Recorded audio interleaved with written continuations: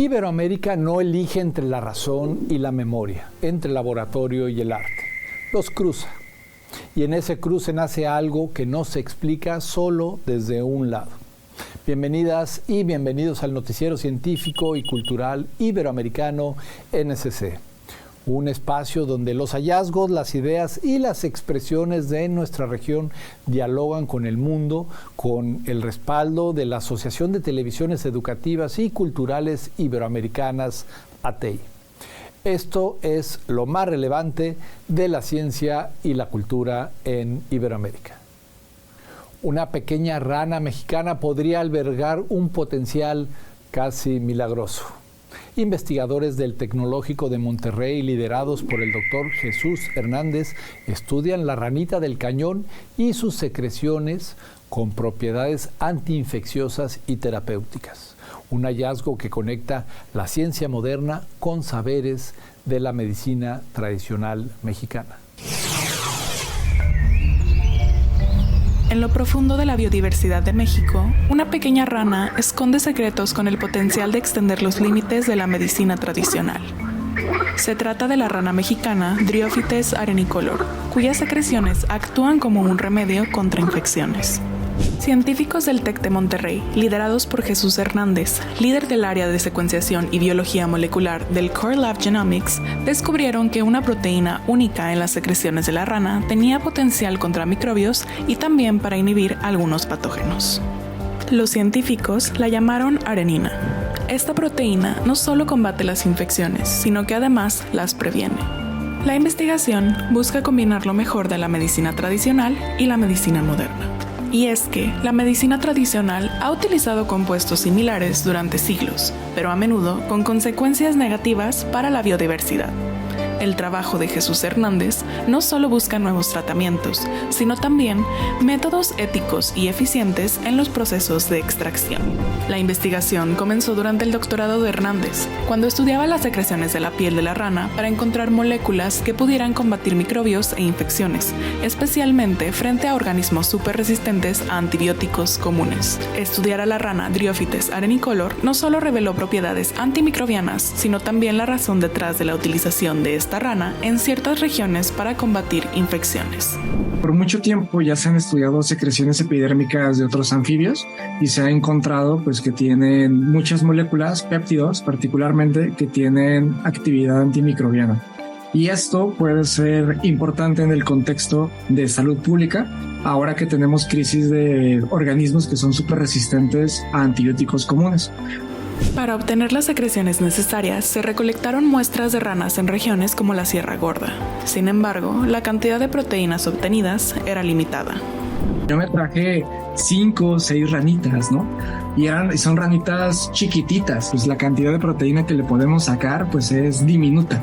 Y la cantidad de proteína que necesitamos para ver que realmente sea una proteína que pueda llegar a tener una aplicación, sí necesitamos mayores cantidades. A raíz de esta recolección, comenzaron a trabajar en el diseño de pruebas en laboratorios que utilizan la secuenciación genómica de la proteína y generan suficientes muestras para hacer pruebas, sin necesidad de volver a recolectar ranas en el campo. El siguiente paso se centra en 2 direcciones. Probar cómo la arenina puede ayudar frente a infecciones en heridas de sanación lenta y diseñar un proceso para estudiar proteínas de animales sin poner en peligro su hábitat. La historia de la arenina es una fusión de sabiduría tradicional y avances científicos. Los investigadores del TEC de Monterrey buscan entender y darle un fundamento científico a los remedios milenarios, avanzando hacia tratamientos más efectivos y éticos. El cambio climático también está alterando la vida social de los animales. Un estudio de la Universidad de California en Los Ángeles siguió durante 33 años a monos capuchinos en Costa Rica y encontró que las sequías extremas alteran su composición social. Vamos a conocer algunas estrategias de supervivencia. Un grupo de científicos ha seguido durante más de 33 años el comportamiento de monos capuchinos salvajes en Costa Rica. Según acaban de publicar en un estudio, los extremos climáticos pueden alterar y hasta desestabilizar su vida social. Los investigadores analizaron 12 grupos vecinos de capuchinos cariblancos en uno de los últimos bosques tropicales secos del país. En condiciones normales, los grupos grandes tienen un problema. Más miembros significa más competencia por la comida. Pero también tienen una ventaja. Pueden expandir su territorio y desplazar a grupos más pequeños para acceder a mejores zonas de alimentación. El equilibrio cambia en la estación seca. El agua y los alimentos se concentran cerca de los ríos y los grupos se encuentran más a menudo, aumentando la tensión. Y cuando llegan eventos extremos como el Niño o la Niña, con sequías severas o lluvias intensas, la ventaja de vivir en un grupo grande se reduce. Los científicos advierten que, si estos extremos se vuelven más frecuentes por el cambio climático, las sociedades animales podrían fragmentarse, individuos abandonando grupos, comunidades dividiéndose y poblaciones reorganizándose. Un recordatorio de que el clima no solo cambia ecosistemas, también puede alterar la forma en que los animales viven juntos. Una nueva plataforma permite seguir el recorrido invisible de los microplásticos hasta nuestros alimentos. Estas partículas presentes en el agua, el aire, la ropa sintética y la degradación de residuos plásticos puede llegar a lo que comemos sin que lo notemos. ¿Sabías que al abrir una botella de plástico o cortar sobre una tabla de cocina puedes estar contaminando tu comida con microplásticos? Un metaestudio publicado en NPJ Science of Food ha analizado más de 100 investigaciones científicas y ha llegado a una conclusión preocupante. El uso doméstico y habitual de envases y utensilios de plástico es una fuente directa de micro y nanoplásticos en los alimentos. Estas diminutas partículas de menos de 10 milímetros se desprenden incluso cuando el plástico se utiliza de forma normal y correcta. El equipo científico ha creado una base de datos accesible y gratuita donde se puede consultar qué materiales, usos y productos liberan más microplásticos. Y aunque aún queda mucho por investigar, los expertos lo tienen claro. Necesitamos normas más estrictas y pruebas obligatorias para proteger la salud de los consumidores. Mientras tanto, podemos tomar decisiones más seguras en casa, elegir utensilios de madera, acero o vidrio y reducir el uso de plásticos en la cocina. En Colombia, el río Atrato no es visto solo como un recurso natural.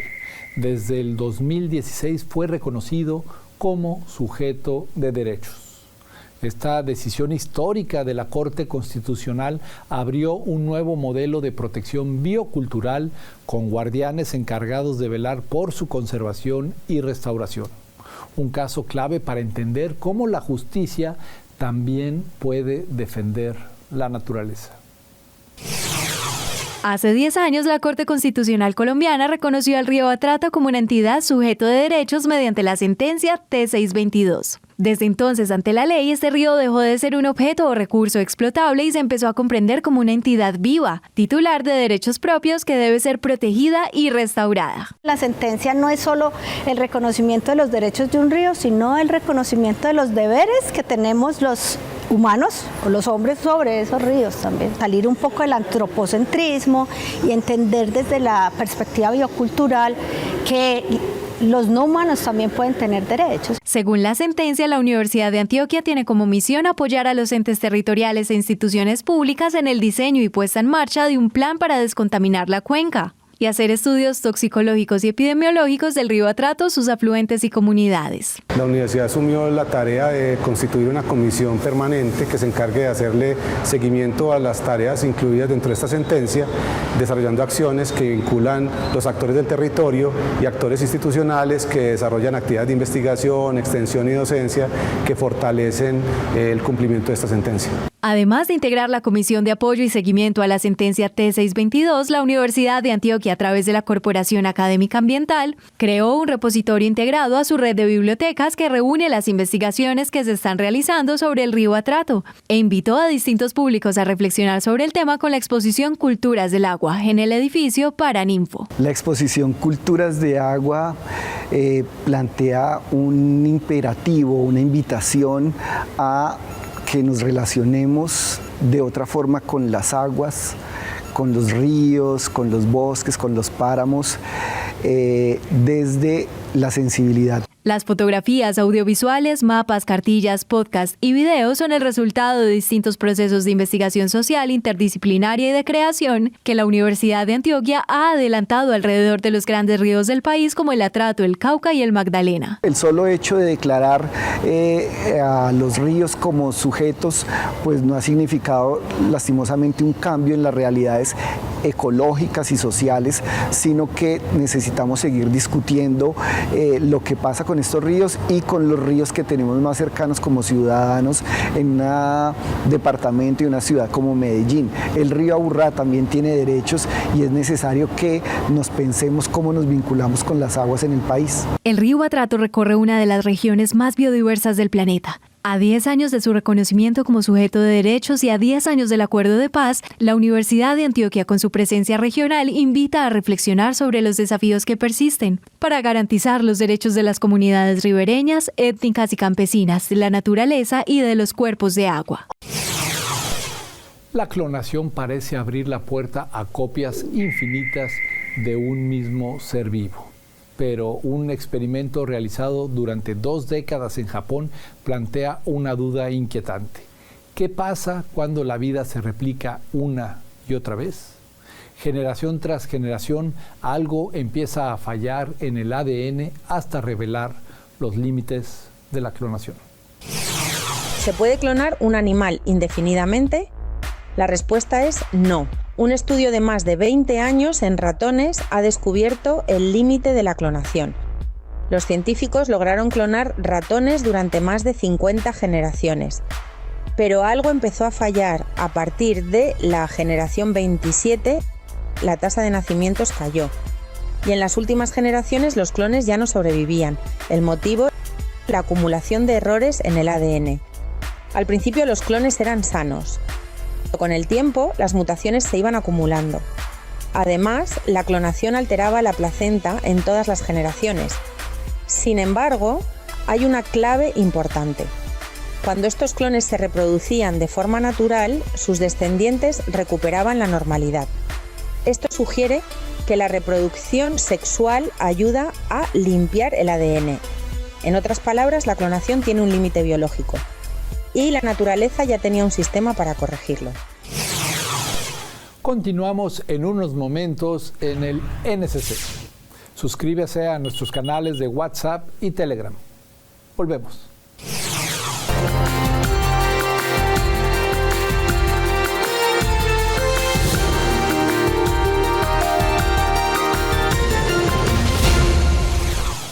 Durante años se pensó que los koalas podían vivir casi sin bajar de los árboles.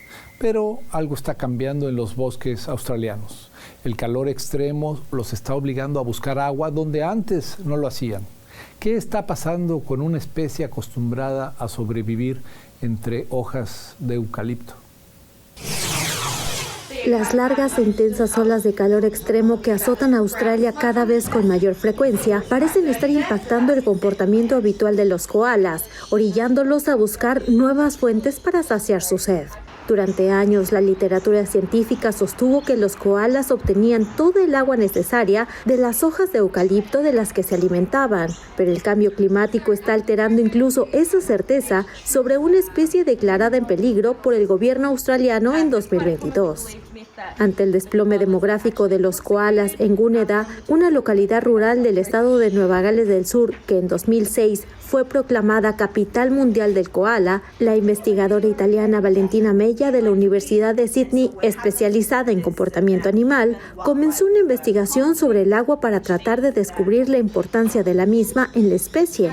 Junto a un agricultor, Mella instaló estaciones de agua y cámaras para comprobar si realmente los koalas bebían, notando que estos animales sí bebían, no solo cuando hacía calor, sino que bebían todo el tiempo. Las investigaciones muestran también que los koalas intentan adaptarse al calor extremo, siendo capaces de soportar temperaturas corporales cercanas a los 41 grados, una temperatura extrema para un mamífero, como señala Mella. Las investigaciones han mostrado que en los días más sofocantes abrazan los troncos de los árboles para bajar su temperatura corporal, buscan zonas de sombra más densas e intentan encontrar fuentes de agua. Las estimaciones sobre el número de koalas varían según el método de cálculo, pero el Programa Nacional de Monitoreo del Koala sitúan la población entre 398.000 y 569.000 ejemplares en Queensland, Nueva Gales del Sur y el territorio de la capital australiana, mientras que organizaciones conservacionistas alertan de que algunas poblaciones locales están al borde de la extinción. La educación también puede viajar a través de historias, redes sociales y mucha imaginación. La reconocida maestra mexicana y creadora de contenido conocida como Miel de Maple ha logrado conectar con miles de niñas, niños y familias mediante una forma de enseñar cercana y creativa. Conversamos con ella sobre educación, imaginación y la manera en que construye comunidad tanto dentro como fuera de Internet. ¿Y qué lugar visitaste en vacaciones? ¿A dónde fuiste? Al infierno. ¿A dónde? Al infierno. ¿Al infierno? ¿Fuiste al infierno? Al invierno. Ah, donde hay frío. Ella es Karen Contreras, mejor conocida como Maestra Miel de Maple. Adoptó este colorido apodo inspirado en la inolvidable Maestra Miel de la película noventera Matilda. Es originaria de Ciudad Guzmán, Jalisco, México. Lleva más de 10 años dedicada a la educación preescolar y desde hace 4 años inició su actividad en redes sociales, consolidándose como una de las creadoras de contenido educativo más queridas en el estado. ¿Te acerca el día del niño y de la niña y no sabes qué regalar? Te muestro esta opción de cajita para poner regalitos. Me ha gustado hacer así mis actividades y les compartía a los padres de familia como evidencias de trabajo de los niños, la fotito, el video y miren lo que hicimos, y siempre grababa y cositas así, pero como en WhatsApp. Un amigo que sí en su momento me dijo, oye, está muy padre lo que tú haces, deberías de compartirlo a redes. Estaba muy viral o muy intenso después de pandemia las redes sociales y me dijo, aquí es la oportunidad, no hay nadie que tenga un contenido como el tuyo, hay contenidos que no son a lo mejor tan adecuados para todas las edades, vamos por un contenido más sano, y dije, bueno, voy a intentarlo. Sin imaginar el alcance que tendría en redes sociales, la maestra jalisciense ya cuenta con millones de seguidores y suma miles de reproducciones y nuevos suscriptores cada día. No pensé tanto, lo hice como, ay, igual y no funciona, sé que hay tantos creadores, pero en ese momento cuando yo empecé no había tanto como de maestros, yo fui como de las primeras, pero sí, me fui sorprendiendo y la gente me ha seguido apoyando demasiado y pues súper agradecida por eso. En 2024 hizo historia al convertirse en la primera docente en recibir el premio Activista del Año en los Kids Choice Awards, reconocimiento otorgado por el impacto social de su mensaje, que llega principalmente a madres y padres de familia, docentes, jóvenes y adolescentes. Busca mi categoría y ahí van a buscar mi nombre, Maestra Miel de Maple, y le dan votar. Y listo, así de fácil. Además de su impacto positivo en redes sociales, Miel de Maple reconoce el papel importantísimo que tienen los maestros de preescolar con los niños más pequeños del sistema educativo. Somos la primera educación formal que reciben, dejamos los cimientos en ellos de aprendizajes, de las emociones, de la seguridad, de ahí van a partir a todo lo que viene en otros niveles educativos, somos muy importantes. Para el noticiero científico y cultural iberoamericano, desde Jalisco TV, Alma Gómez.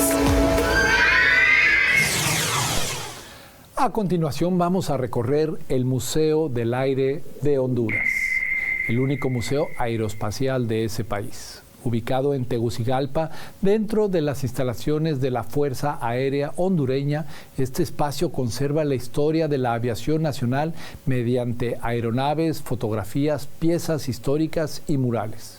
Un viaje visual por los aviones y relatos que marcaron el cielo hondureño. El Museo del Aire de la Fuerza Aérea Hondureña se posiciona como uno de los espacios culturales y educativos más importantes del país, resguardando la memoria histórica de la aviación militar y civil en Honduras. Ubicado en la base aérea Hernán Acosta Mejilla, en Tegucigalpa, este parque aeronáutico ofrece a los visitantes un recorrido por distintas etapas del desarrollo aeronáutico nacional. Fundado en el año 2000 y abierto al público en 2002, el museo tiene como objetivo preservar, restaurar y exhibir aeronaves y piezas históricas que forman parte del legado de la Fuerza Aérea Hondureña. En su colección destacan más de 30 aeronaves, entre aviones de combate, helicópteros y aeronaves de transporte, muchas de ellas conservadas en su estado original. Modelos como el NA-16, considerado una pieza única a nivel mundial, y el histórico F-4U-5 Corsair, protagonista de la guerra de 1969, forman parte de este valioso patrimonio. Estos espacios culturales e históricos pues están enfocados para toda la población hondureña, tanto niños como adultos, ya que en estos espacios pues venimos a aprender parte de la historia de Honduras y por ende pues la historia de la aviación civil y militar, que es lo que albergamos aquí en nuestro Museo Aeroespacial. Sí, nosotros aquí contamos con 4 salas museográficas en donde comienza el recorrido de cada uno de nuestros visitantes. Tenemos lo que es el contexto de la historia de la aviación a nivel mundial, a nivel también militar, y luego pasamos a nuestro parque aéreo en donde tenemos la exhibición de más de 30 aeronaves de diferentes estilos para que la población los conozca. Tenemos el avión Bristol, que se compró en 1921 y a partir de ahí pues se forma lo que es la historia de la aviación en Honduras. Considerado el único museo aeronáutico de Honduras y uno de los más importantes de la región por la cantidad de aeronaves que resguarda, este espacio se consolida como un punto clave para la educación, la investigación y el turismo cultural en la capital. Este museo, una de las cosas especiales que tiene, que está dentro de la red de museos de aquí de Honduras y del casco histórico de Tegucigalpa, es el único con esta temática de aviación. Tenemos varias áreas culturales, pero a nivel nacional es el único que cuenta con este espacio. Como les digo, tenemos lo que es todo el parque aéreo con más de 30 aeronaves y aparte las salas museográficas que nos entran en el contexto de lo que vamos a aprender acá. El Museo del Aire de la Fuerza Aérea Hondureña continúa promoviendo el conocimiento histórico y científico, acercando a la población a una de las áreas más fascinantes del desarrollo tecnológico, la aviación, y reafirmando su compromiso con la preservación del patrimonio nacional. Para el Noticiero Científico y Cultural Iberoamericano NSC, informó Naomi Mesa de STV. En medio de una ciudad marcada por la gentrificación, la desigualdad y los cambios acelerados, el MoMA PC1 celebra sus 50 años con Greater New York 2026. La exposición reúne a 53 artistas y colectivos que miran a Nueva York desde sus tensiones más actuales, la diversidad, la fragilidad urbana y la memoria. Una muestra gratuita que funciona como termómetro social de la Gran Manzana. El MoMA PS1 abre su temporada de verano con Greater New York 2026, una exposición que retrata la diversidad de la ciudad y reflexiona sobre la construcción de comunidad en medio de la gentrificación y la fragilidad social. La muestra reúne a 53 artistas y colectivos y se plantea como un termómetro social de la actualidad neoyorquina, como lo afirmó su curadora Elena Kettelsen González. Es una exhibición que mira la situación hoy en día neoyorquina, ¿verdad? ¿Qué es lo que vivimos cada día estando en Nueva York? ¿Qué es lo que sentimos, lo que vemos? ¿Y qué significa ser hoy un artista en la ciudad de Nueva York? Las obras recorren escenas cotidianas desde el bullicio de las avenidas hasta la vida en los barrios, con el objetivo de explorar qué significa hoy habitar la ciudad. También aborda problemáticas como la presión inmobiliaria, la precariedad de comunidades migrantes y el temor a redadas, reflejando los cambios acelerados que transforman barrios enteros. Con esta edición, el MoMA PS1 se consolida como un espacio clave para entender una ciudad en constante transformación, donde el arte sirve como archivo vivo de sus tensiones, identidades y fórmulas de convivencia. Así concluimos esta edición del Noticiero Científico y Cultural Iberoamericano NSC. Nuestro agradecimiento a los socios de ATEI y a las agencias informativas AFP, EFE, Xinhua y Deutsche Welle por su colaboración. Yo me llamo Iván Carrillo. Les invito a visitar noticiasnsc.com y nuestras redes sociales, @NSC Iberoamérica. Nos reencontramos la próxima semana con más información científica y cultural.